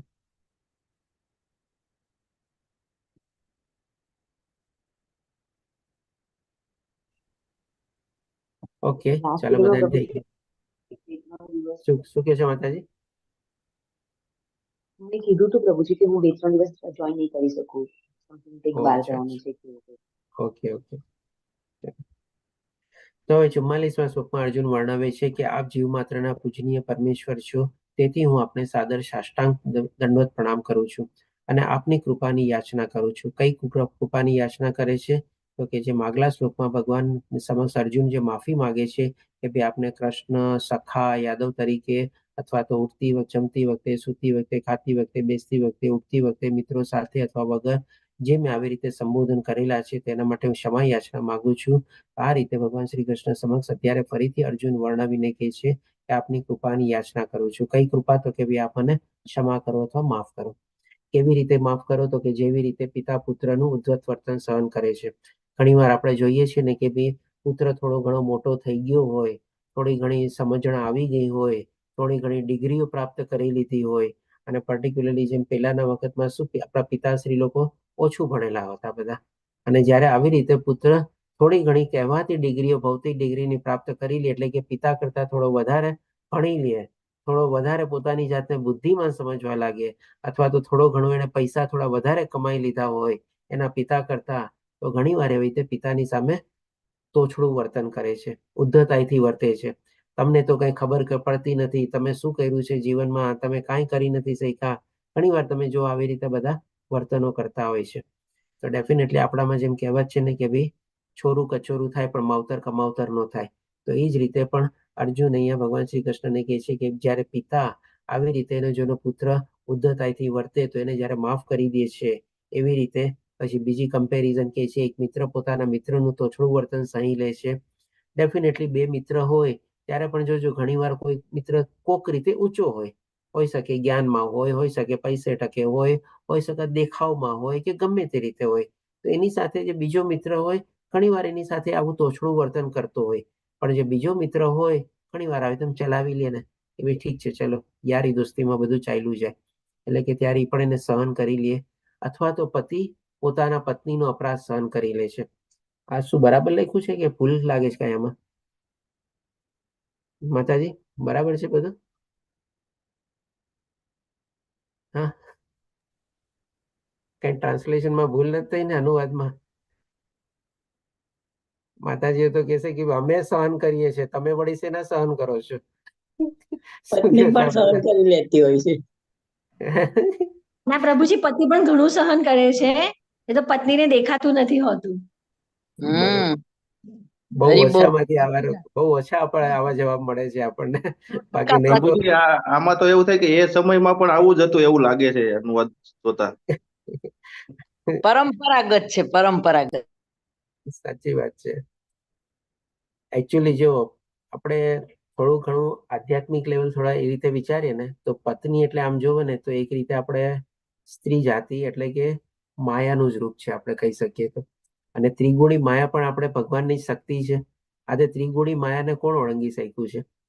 જો આપણે આવી રીતે પણ આપણે એ સેન્સમાં બી લઈએ ને કે ભાઈ મારી પત્ની ભગવાનની શક્તિ છે, હું ત્રિગુણી માયા જ છે મારા ઉપર પ્રભાવ રાખેલી બેઠેલી, હું કોઈ દી એને સકી શકવાનો નથી, એના કરતા હંમેશા એની સાથે હાથ જોડીને ચાલશે ફાવશે ગમશે ભાવશે કરીને જો ચાલુ ને તો મારા માટે સારું છે. આપણે બધા લોકો બસ એટલા માટે તો એને શક્તિના રૂપમાં કહેવાય છે ને, સ્ત્રી શક્તિ, નારી શક્તિ, જે કાંઈ પણ કહ્યું આપણે વોટ એવર ઇટ ઇઝ. પણ જો આવો ઉચ્ચતર ભાવ આપણે કેળવી લઈએ ને કે ભગવાનની શક્તિ છે, બસ એ ત્રિગુણી માયાનું જ એક રૂપ છે આપણે, બસ. અને ભગવાનની શરણાગતિ લઈએ તો આપણે કેવી રીતે ભગવાન આપણને તરત આપણને ગેટ પાસ આપી દે છે અને આપણને ઓળંગી દે છે, એવી રીતે આપણે પણ આપણી પત્નીની જો શરણાગતિ લઈ લઈએ ને આપણી પત્નીના આપણો જીવનનો ઉદ્ધાર થઈ જાય. ત્યાં સાચું કહું ને તો શરણાગતિ સિવાય બીજો આપણી પાસે કોઈ ઉપાય નથી પત્નીની શરણાગતિ લેવા માટે. આ રીતે પણ આપણે જોઈએ કે ભાઈ થોડું લાઇટર મૂડમાં લીધું કે પતિ પણ છે પોતાની પત્નીનો અપરાધ સહન કરી લે છે, કારણ કે પહેલાના વખતમાં છે ને આવા બધા અપરાધો થતા. તમને ખ્યાલ હોય તો આપણે પરશુરામ અવતાર લીધો ને, કોણ હતું ત્યારે પરશુરામ અવતારમાં? માંથી મને કહ્યું તો દશા અવતારમાં એમાં આવો એક ઇન્સિડન્સ આવે છે, કોઈ વર્ણવી શકે? કોઈને યાદ છે દશા અવતારનું? સદાચારના જે આપણે ક્લાસીસ લઈએ છીએ એમાં હા, પરશુરામનું શું કીધું તમે?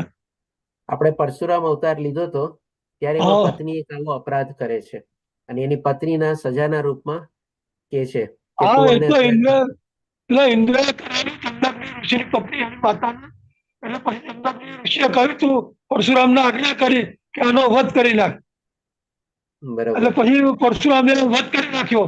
તમે મારી આજ્ઞાનું પાલન કર્યું, હવે તો મારી જોડે કંઈક માંગ. એટલે પરશુરામ માગ્યું કે મારી માતાને સંજીવન કરો કે. બરાબર, સરસ પ્રભુજી. રમેશ પ્રભુજી, મારા ખ્યાલથી આપ તો કદાચ દશાવતારમાં ક્લાસમાં નહોતા, પણ આપનું ભાગવતનનું અધ્યયન ને બધું બહુ મારો ભાગવતમનો મને બહુ અનુભવ છે. બરાબર.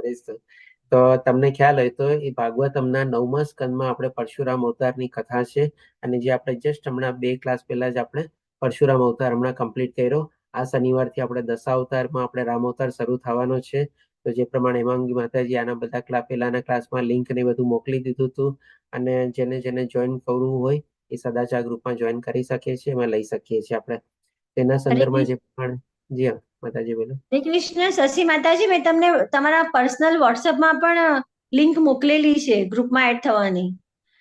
હેમાંગી માતાજી, કાલે જે તમે લિંક મોકલી ને મારામાં તો ફેલ્ડ બતાવતી હતી. મેં પછી ટ્રાય કરી ને તો નથી થતી એમ. મને જિગ્નેશ પ્રભુજી આ લિંક મોકલી છે.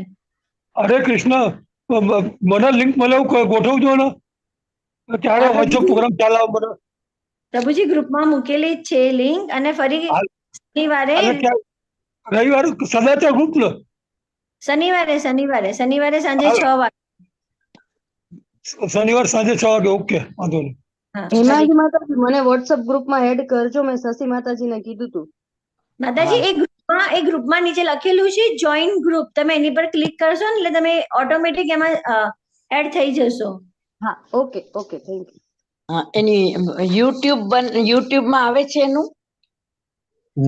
હા, યુટ્યુબ હા છે ભક્તિ સદાચાર છે યુટ્યુબ. ભક્તિ સદાચાર કરીને. હા, અચ્છા.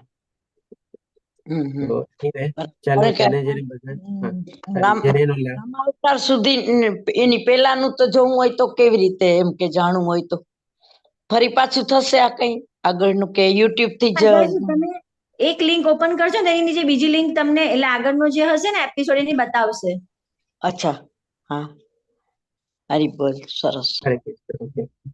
તો ડેફિનેટલી એમાં પણ એક આવો પ્રસંગ હોય છે જે પ્રમાણે રમેશ પ્રભુજીએ વર્ણવેલું. જમાદગ્નિ એટલે કે જમાદગ્નિ કોણ? તો કે ભાઈ પરશુરામજીના પિતા, અને એમની પત્નીનું નામ હતું રેણુકા. અને જમાદગ્નિ જ્યારે યજ્ઞ કરવા બેસતા હોય છે ત્યારે એમની પત્નીને કહે છે કે તમે પાણીનો ઘડો ભરીને લઈ આવો, મારે યજ્ઞમાં જરૂર પડશે. અને એ જ્યારે ઘડો ભરવા જાય છે ત્યારે ગંધર્વોને બધાને ત્યાં સ્નાન કરતા જોવે છે, પુરુષોને બધાને. અને એ પુરુષો પ્રત્યે ત્યાં આકર્ષિત થાય છે રેણુકા એમની પત્ની.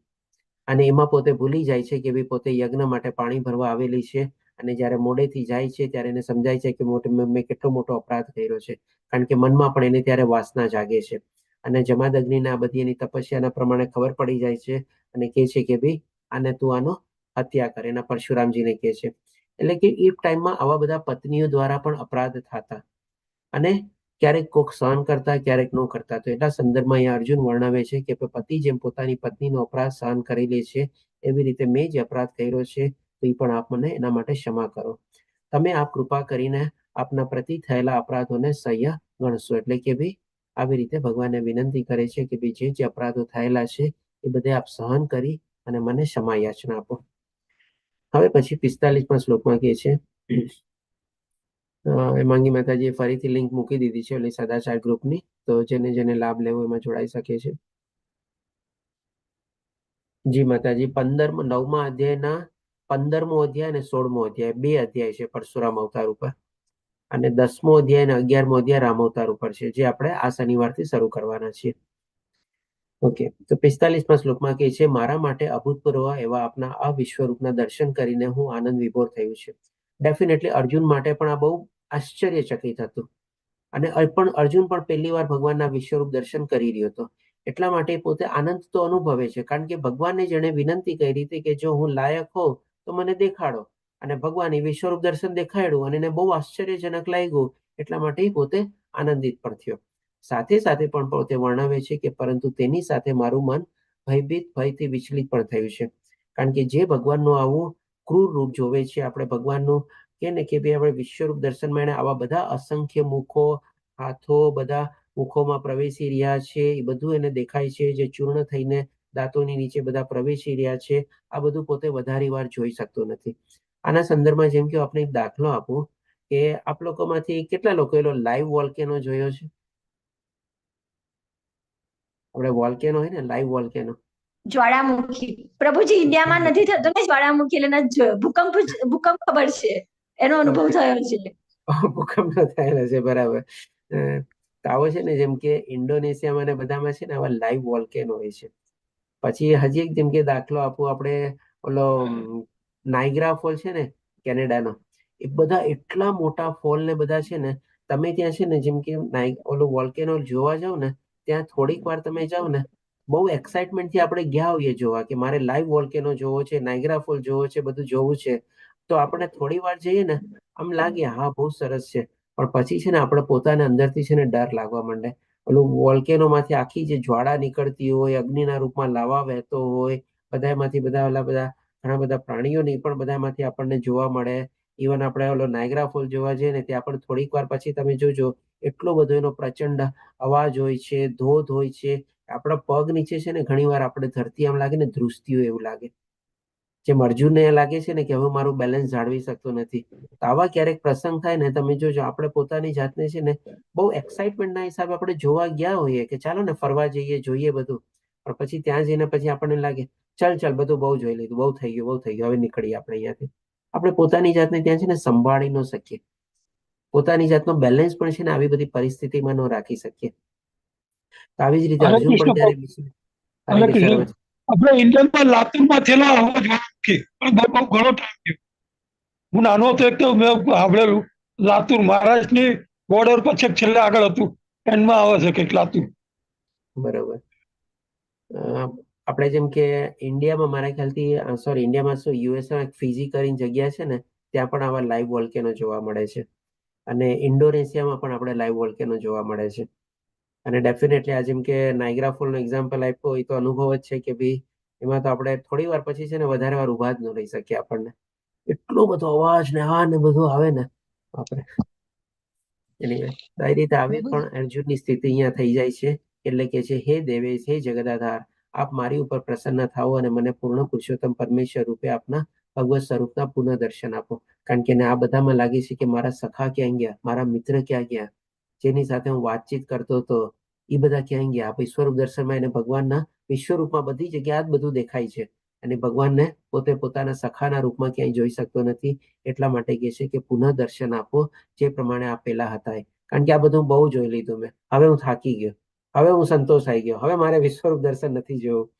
એટલે કે આવી રીતે ભગવાન શ્રી કૃષ્ણ સમક્ષ ફરીથી યાચના કરે છે. અને પછી આગળ કહે છે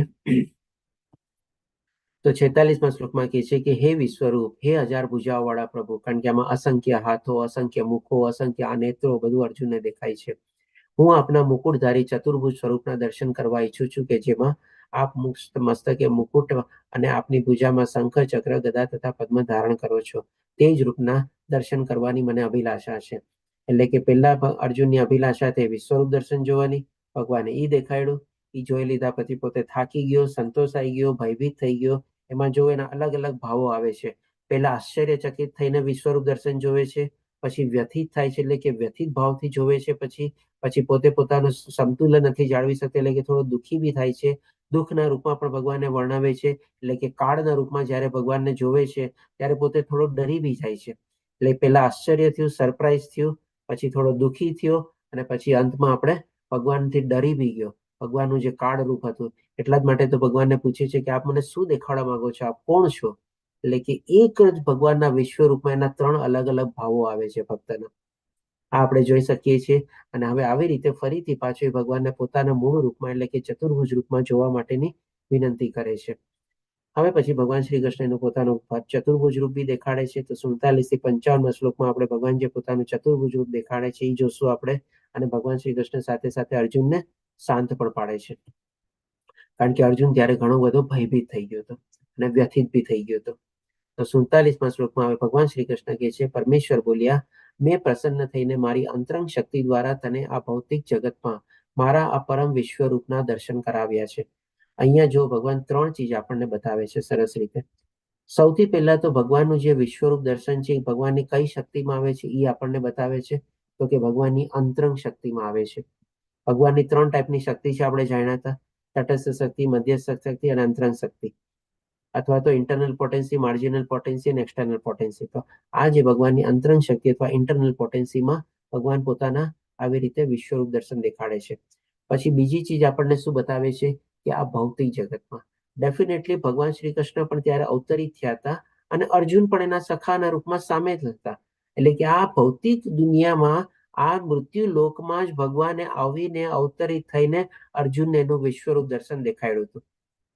અને ત્રીજી ચીજ આપણને ભગવાન શ્રી કૃષ્ણ શું કહે છે કે આ પરમ વિશ્વરૂપના દર્શન કરાવ્યા છે. એટલે કે આવી રીતે હવે ભગવાન પોતાના મુખેથી પ્રસ્થાપિત કરીને કહે છે. સૌ પહેલા અર્જુને વિનંતી કરી, ભગવાન આખું વિશ્વરૂપ દર્શન દેખાડ્યું, અર્જુન જોઈને થાકી ગયો. પછી ભગવાન પણ કહે છે કે મેં તને આવી રીતે વિશ્વરૂપ દર્શન આ ભૌતિક દુનિયામાં આ મૃત્યુલોકમાં આવીને પ્રગટ થઈને અવતરિત થઈને તને દેખાડ્યા છે. એટલે કે એકદમ સરસ રીતે એસ્ટાબ્લિશ થઈ જાય છે અહીંયા કે ભગવાનનું વિશ્વરૂપ દર્શન છે. આની પૂર્વે અન્ય કોઈએ આ અનંત તથા દેદીપ્યમાન તેજોમય આદ્ય રૂપને ક્યારેય જોયું નથી. એટલે કે આના સંદર્ભમાં એવા દેવી દેવતાઓ પણ, જે આપણે જોશું ને, ભગવાનના પોતાના શબ્દોમાં કહેશે કે આ બધા રૂપને દેવી દેવતાઓ પણ જોવા માટે બધા ઘણા પ્રયાસો કરે છે, કારણ કે એ લોકોએ પણ આની પહેલા ક્યારેય જોયું નથી. પછી 48મા શ્લોકમાં કહે છે કે હે કુરુવી શ્રેષ્ઠ, તારાથી પૂર્વ આ વિશ્વરૂપને કોઈએ કદી જોયું નથી. એટલે કે આમાં બધા દેવી દેવતાઓ પણ સામેલ થઈ ગયા. અર્જુનથી પહેલા કોઈ ભગવાનનું વિશ્વરૂપ દર્શન કોઈએ જોયું નથી, કારણ કે આ ભૌતિક જગતમાં મારા આ રૂપનું દર્શન ન તો વેદ ધ્યાનથી, કે ન તો યજ્ઞ કરવાથી, કે ન તો દાનથી, કે ન તો સત્કર્મ કરવાથી, અને ન તો કઠોર તપ કરવાથી પણ મળી શકે છે. એટલે કે ભગવાનનું જો વિશ્વરૂપ દર્શન કરવું હોય, ઘણા લોકો કે ભાઈ મારી અંદર જ પરમાત્મા છે ને, હું બસ એવો અષ્ટાંગ યોગ, હઠ યોગ ને બધું કરીશ અને ભગવાનને પ્રાપ્ત કરી લઈશ, ભગવાનના વિશ્વરૂપને નિહાળી લઈશ. ગમે તેટલી તપસ્યા કરી લ્યો, ગમે તેટલા સકામ કર્મ કરી લ્યો, ગમે તેટલા પુણ્ય કર્મ કરી લ્યો, ગમે તેટલું દાન આપી દો, ગમે તેટલા યજ્ઞો કરી લ્યો, પણ ભગવાનના વિશ્વરૂપના દર્શન ક્યારેય કોઈને થયા નથી, અને અર્જુન સિવાય હજી સુધી કોઈ કરી શક્યા નથી. પણ એના ભક્તો માટે એક્સેપ્શન છે. પછી ભગવાન શ્રી કૃષ્ણ કહે છે કે તું મારા આ ભયાનક રૂપને જોઈને અત્યંત વ્યથિત થયો છે તથા મૂંઝાઈ ગયો છે. ભગવાન પણ જાણે છે કે અત્યારે અર્જુન ઘણો વ્યથિત અને ડરી ગયો છે, એટલા માટે હવે તે ભલે સમાપ્ત થાય, એટલે કે પોતાના વિશ્વરૂપને સમાપ્ત કરે છે. જેમ આપણે કમ્પ્યુટર અને લેપટોપની સ્ક્રીન હોય ને, એક સ્ક્રીનમાં બધું આપણે જોતા હોય, પછી સ્ક્રીન મિનિમાઇઝ કરીને આપણે બીજી સ્ક્રીનમાં કેમ સ્વિચ કરીએ, એવી રીતે પણ ભગવાન હવે પોતાનું વિશ્વરૂપ દર્શનમાંથી પોતાના ચતુર્ભુજ રૂપમાં પોતે સ્વિચ કરે છે પોતાને. એ મારા ભક્ત સર્વ વ્યથામાંથી મુક્ત થાય, એટલે કે અર્જુનને થોડી સાંત્વના બી આપે છે. હવે તું શાંત મનથી મને ગમતા તારા સ્વરૂપનું દર્શન કરી શકે છે. ક્યું અર્જુનને ગમતું દર્શન હતું? શેની જોવાની અભિલાષા હતી? તો કે ચતુર્ભુજ વાળું દર્શન અર્જુનને જોવાની અભિલાષા હતી. તો ભગવાન શ્રી કૃષ્ણ હવે પોતાનું ચતુર્ભુજ રૂપી દેખાડે છે. તો 50મા શ્લોકમાં પછી હવે સંજય વર્ણવે છે કે સંજય ધૃતરાષ્ટ્રને કહ્યું, અર્જુનને આ પ્રમાણે કહ્યા પછી પૂર્ણ પુરુષોત્તમ પરમેશ્વર કૃષ્ણે તેમનું અસલી ચતુર્ભુજ રૂપ પ્રગટ કર્યું, જે શંખચક્ર પદ્મગદા વાળું છે, અને છેવટે ચતુર્ભુજ રૂપમાંથી ફરીથી પાછું પોતાને મિનિમાઇઝ કરીને ઓરિજિનલ રૂપમાં, એટલે કે જે રીતે દ્વિભુજા રૂપ શરીરધારી રૂપમાં અર્જુનના સમક્ષ એના સખા તરીકે જે ઉભા હતા, એના સારથી તરીકે જે હતા, અથવા એના ગુરુ તરીકે જે હતા, કારણ કે ભગવદ્ ગીતાનું જ્ઞાન આપી રહ્યા હતા, એવી રીતે ભગવાન શ્રી કૃષ્ણ પછી ફરીથી પાછા પોતાને સ્થાપિત કરે છે, અને છેવટે પોતાનું દ્વિભુજ રૂપ દર્શાવી ભયત્રસ્ત અર્જુનને ધૈર્ય વધાર્યું, એટલે કે ફરીથી અર્જુનને પ્રેરિત કરે છે. અને આવી રીતે આપણે જાણીએ છીએ કે ભગવાન કૃષ્ણમાંથી જ ભગવાનનું વિશ્વરૂપ દર્શન છે, અને ભગવાન કૃષ્ણમાંથી જ ભગવાનનું ચતુર્ભુજ રૂપ છે. કારણ કે ઘણીવાર ક્યારેક આપણને કન્ફ્યુઝન થાય કે ભગવાન કૃષ્ણ મોટા કે વિષ્ણુ મોટા, કૃષ્ણમાંથી વિષ્ણુ આવ્યા કે વિષ્ણુમાંથી કૃષ્ણ આવ્યા. તો ડેફિનેટલી અહીંયા આ અધ્યાય દ્વારા આપણને બધું સ્પષ્ટ થઈ જાય છે કે બધું ભગવાનમાંથી જ, કૃષ્ણમાંથી જ છે આપણે, અને ભગવાન કૃષ્ણ જ પૂર્ણ પુરુષોત્તમ પરમેશ્વર આદ્ય ભગવાન છે, જે મૂળ સ્રષ્ટા જ છે, અને એમનામાંથી ભગવાનનું વિષ્ણુ રૂપ કયો કે ચતુર્ભુજ રૂપ કયો કે પછી ભગવાનનું દ્વિભુજા રૂપ કયો, બધું એમાંથી જ નીકળેલું છે. પછી હવે 51મા શ્લોકમાં કહે છે ભગવાન કે જ્યારે અર્જુનને ભગવાન શ્રી કૃષ્ણનું તેમના મૂળ રૂપમાં દર્શન થયું, ત્યારે તેણે કહ્યું, હે જનાર્દન, આપનું અત્યંત સુંદર મનુષ્ય સમાન રૂપનું દર્શન કરીને હવે હું સ્વસ્થ ચિત્તવાળો થયો છું. અહીંયા જો સંજયના એકચ્યુઅલી શબ્દ છે, કારણ કે આગલા શ્લોકમાં સંજય વર્ણવે છે ને કે ભગવાને કેવી રીતે ચતુર્ભુજ રૂપ દેખાડ્યું અને પછી છેવટે પોતાનું દ્વિભુજ રૂપ દેખાડ્યું, અને એના જ રીતે સંજયના સંવાદો અહીંયા આગળ ચાલતા કહે છે કે જ્યારે આવી રીતે ભગવાને પોતાનું મૂળ રૂપ અથવા દ્વિભુજા રૂપ દર્શન દેખાડ્યું, ત્યારે અહીંયા કેવી સરસ રીતે વર્ણવે છે કે આપનું આ અત્યંત સુંદર મનુષ્ય સમાન, એટલે કે આના સંદર્ભમાં પણ આપણે જાણી શકીએ છીએ કે ભગવાન નિરાકાર, નિર્ગુણ, નિર્વિશેષ નથી. ભગવાનનો પણ આકાર છે, ભગવાન સકાર છે, અથવા તો ભગવાન પણ મનુષ્ય દેહ ધારણ કરી શકે છે. ઇનફેક્ટ ભગવાન ચાહે તો ગમે તેનો દેહ ધારણ કરી શકે છે. ભગવાન કાચબાના રૂપમાં બી આવે છે, નરસિંહના રૂપમાં બી આવે છે, મત્સ્ય અવતારના રૂપમાં બી આવે છે, વામન અવતારના રૂપમાં બી આવે છે, અને છેવટે આપણે મનુષ્ય રૂપમાં બી આવે છે. ભગવાન ચાહે એનું શરીર ધારણ કરી શકે છે, તો પછી ભગવાન નિરાકાર અને નિર્ગુણ કેવી રીતે હોઈ શકે? એટલે કે આવી રીતે જ્યારે મનુષ્ય સમાન રૂપનું દર્શન કરીને હવે હું સ્વસ્થ ચિત્તવાળો થયો છું, અને મારી મૂળ પ્રકૃતિને મેં પુનઃ પ્રાપ્ત કરી છે. કોની મૂળ પ્રકૃતિને? તો કે અર્જુન કહે છે કે ભાઈ મારી પોતાની મૂળ પ્રકૃતિમાં પોતે આવી ગયો છે, કારણ કે પોતે બહુ વ્યથિત હતો. પછી 52મા શ્લોકમાં કહે છે, પૂર્ણ પુરુષોત્તમ પરમેશ્વરે કહ્યું, હે અર્જુન, તું અત્યારે મારા જે રૂપને જોઈ રહ્યો છે તેના દર્શન અતિ દુર્લભ છે. કારણ કે ભગવાનને અત્યારે દ્વિભુજા રૂપમાં હવે અર્જુન જોઈ રહ્યો હતો. તો એ દર્શન પણ જે છે ભગવાનના અતિ દુર્લભ છે. દેવો પણ આ અતિ પ્રિય રૂપના દર્શન કરવાનો અવસર સદૈવ શોધતા રહે છે. તો આના સંદર્ભમાં કોઈ મને એક્ઝામ્પલ આપી શકે કે બ્રહ્માજી અને શિવજી પણ જે છે ભગવાનના આપણા દ્વિભુજા રૂપના દર્શન મેળવવા માટે છે ને ઘણા આતુર હોય છે. ક્યારે પ્રયત્ન કરે છે બ્રહ્માજી અને શિવજી? શિવજી તો જયારે લગ્ન થયો ગોકુળમાં જોગી બની ગયેલા. બરાબર, ઓકે. શિવજી 2 વાર આવા પ્રયત્ન કર્યા હતા. 2 વાર. એક નંદગાંવમાં કરેલો. ગયા હતા, ગોપીનું રૂપ ધરીને ગયા હતા, અને એક વખત જયારે ભગવાન બાળ સ્વરૂપમાં હોય છે ત્યારે એમના દર્શન કરવા માટે ભિક્ષા માંગવાની રીતે જાય છે. બરોબર, ઓકે. બાળ સ્વરૂપમાં શિવજી જાય છે અને યશોદા માતાને કહે છે કે આને મારા ખોળામાં આપો, મારે આને રમાડવો છે. ત્યારે જાય છે. રામાવતારમાં ત્યાં કાકભૂષણની જોડે જાય છે. બરોબર, 1 મહિનો રહેલા અયોધ્યામાં. અને બીજો જે પ્રમાણે રમેશ પ્રભુજીએ વર્ણવેલો કે ભાઈ ગોપીઓની સાથે ત્યારે રાસ થતો ત્યારે પણ પોતે શિવજી ગોપી બનીને જાય છે. અને હજી એક પ્રસંગ છે, બહુ પોપ્યુલર પ્રસંગ છે, કોને યાદ છે? કે ભગવાનને વિનંતી કરે છે કે મને આપનું આ રૂપ ફરીથી દેખાડો. તમને યાદ હોય તો જયારે સમુદ્ર મંથન થયો ત્યારે સમુદ્ર મંથન મોહિની અવતાર લઈને ભગવાન ત્યારે પ્રગટ થયા હતા. અને ઈ શંકરજીને ફરીથી એમ ઈચ્છા થાય છે કે મને આપણો મોહિની અવતાર જોવો છે. ભસ્માસુર વખતે દેખાય છે. અરે હા, ભસ્માસુર વખતે ભગવાન ફરી મોહિની રૂપ લે છે. એમાં તો ભગવાનની લીલા હતી જો કે 11મા રુદ્ર તરીકે પ્રગટ કરવાના હતા એટલે. ઓકે, બરોબર. તો ડેફિનેટલી આવી રીતે આવા ઘણા બધા આપણા શાસ્ત્રોમાં દાખલા છે. ઇવન બ્રહ્માજીનો પણ દાખલો છે, જ્યારે પોતે પોતાના ગોવાળિયા સાથે રમતા હતા અને બધાના બાળ મિત્રોને ચોરીને લઈ જાય છે અને 1 વર્ષ સુધી પોતાના એટલે આમ તો 1 દિવસ સુધી રાખે છે, પણ એ આખું 1 વર્ષ અહીંયા આપણે કહી શકીએ કે સમાપ્ત થઈ જાય છે અહીંયા. અને ભગવાન પોતે પોતાને વિસ્તરિત કરે છે અને બ્રહ્માજી ફરીથી પાછા આવે છે તો કે પોતે પણ સરપ્રાઈઝ થાય છે. એટલે કે આવા ઘણા બધા પ્રસંગો. હા, લીલા, બરોબર. એ પણ ભગવાનની એક લીલા જ હતી, એનું પણ એ પ્રમાણે નામ છે.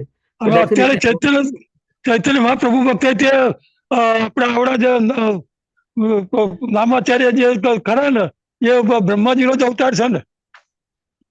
હરિદાસ ઠાકુર. હરિદાસ ઠાકુર બ્રહ્માજીનો જ અવતાર છે. હરિદાસ ઠાકુર. હરે કૃષ્ણ. હરે કૃષ્ણ. ઓકે, સરસ. તો આવું બધું શું છે આપણા શાસ્ત્રોમાં ઘણા બધા આવા દાખલા છે કે આ બધા દેવી દેવતાઓ છે. બધા દેવી દેવતાઓમાં આપણે સર્વશ્રેષ્ઠ તરીકે બ્રહ્માજી અને શિવજીને આપણે જાણીએ છીએ.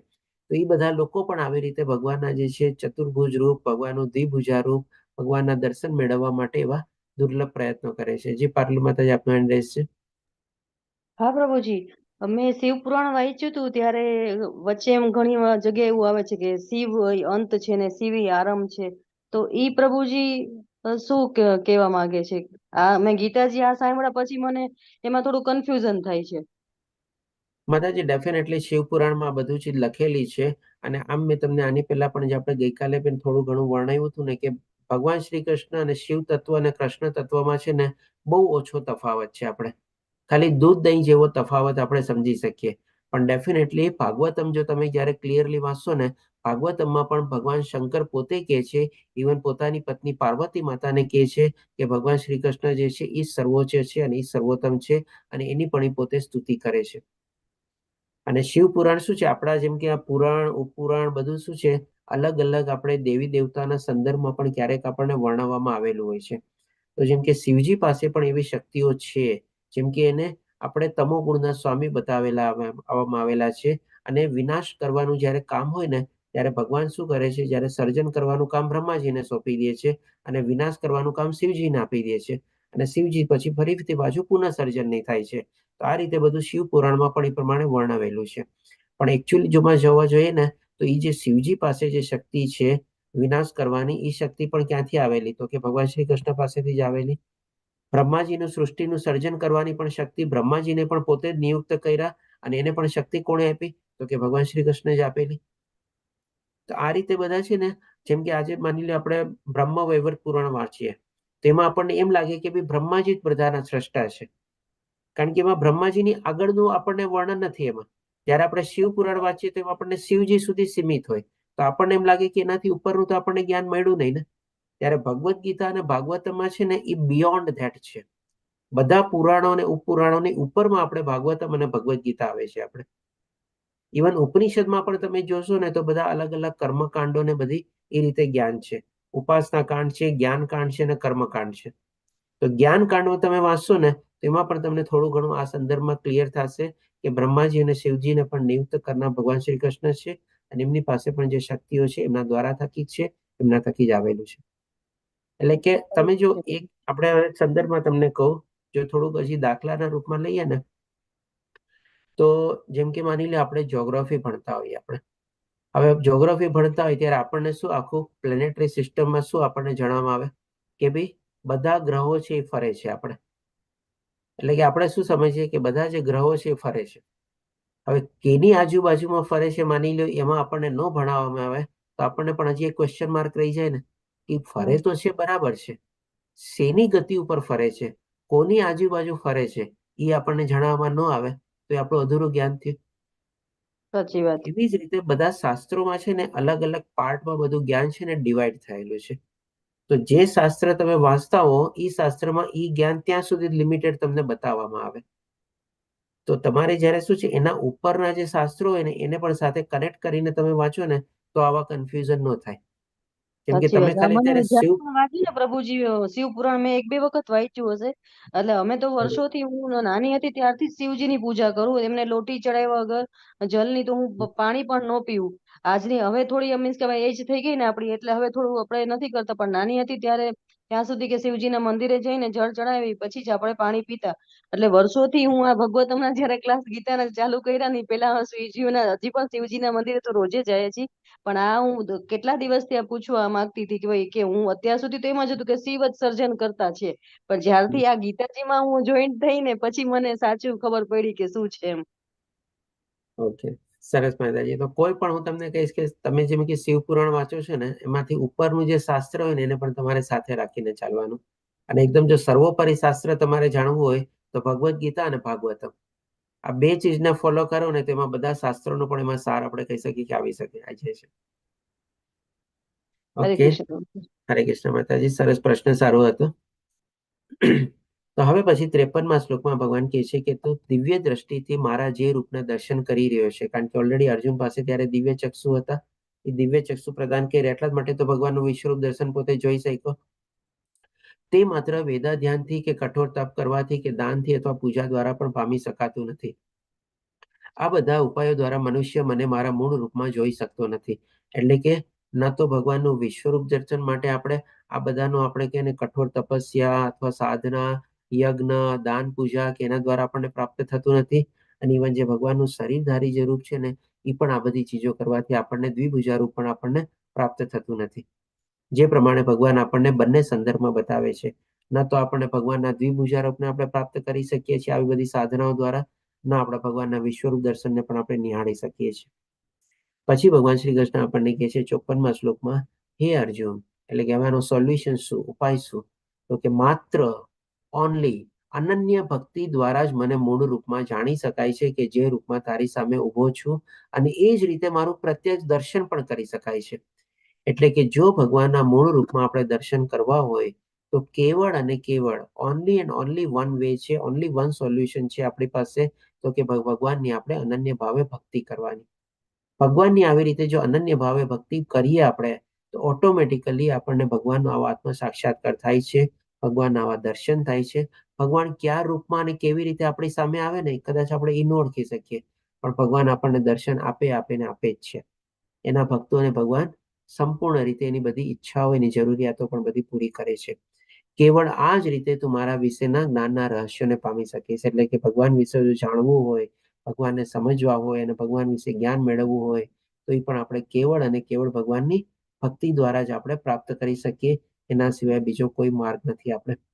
પછી હવે છેલ્લા શ્લોકમાં 55મા શ્લોકમાં આપણને કહે છે ભગવાન શ્રી કૃષ્ણ કે હે પ્રિય અર્જુન, સકામ કર્મ તથા માનસિક તર્ક વિતર્કના એટલે કે ભાઈ ડેફિનેટલી કોઈ કર્મમાં આસક્તિ રાખીને જો ફળની ઈચ્છાથી આપણે ભગવાન પાસે જાશું, ભગવાન આપણી પૂરી પાડશે, પણ આપણે ભગવાનને પ્રાપ્ત નહીં કરી શકીએ.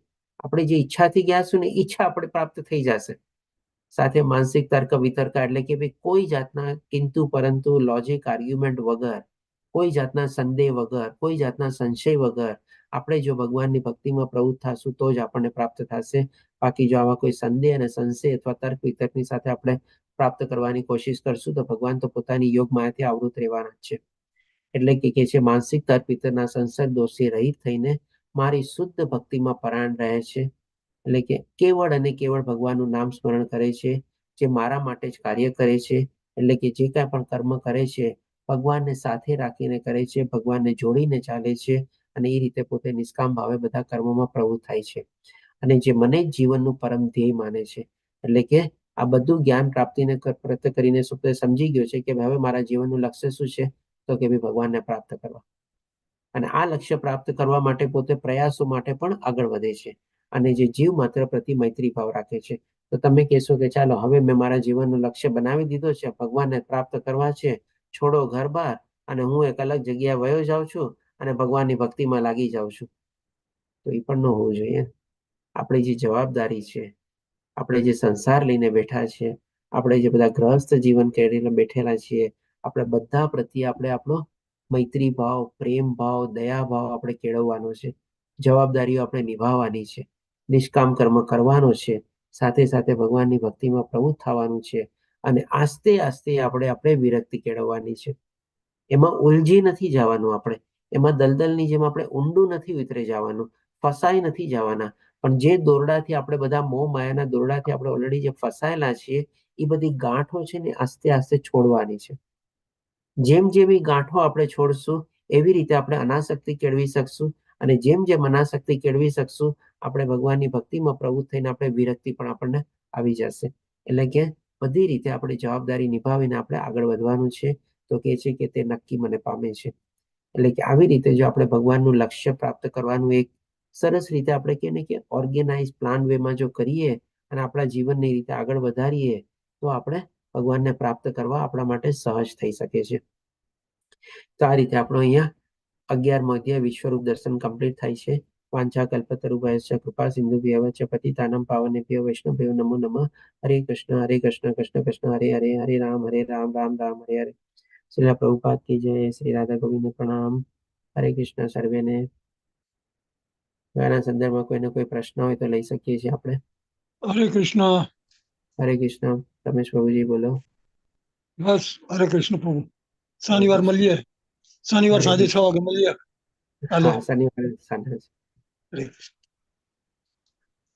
હરે કૃષ્ણ. ચિંતન પ્રભુજીના સુપુત્રજી, શું નામ છે બેટા તારું? જય શ્રી કૃષ્ણ કરો. જય શ્રી કૃષ્ણ. જય શ્રી કૃષ્ણ બેટા. જીયાના નામ છે પ્રભુજી, જીયાના. જીયાના, ઓકે. અચ્છા, દીકરી લાગે છે. ઓકે ઓકે, ચાલો. પ્રભુજી આમાં ભગવાનને સવ્ય સાચી કીધા છે ના, અર્જુનને સવ્ય સાચી કીધું છે ને?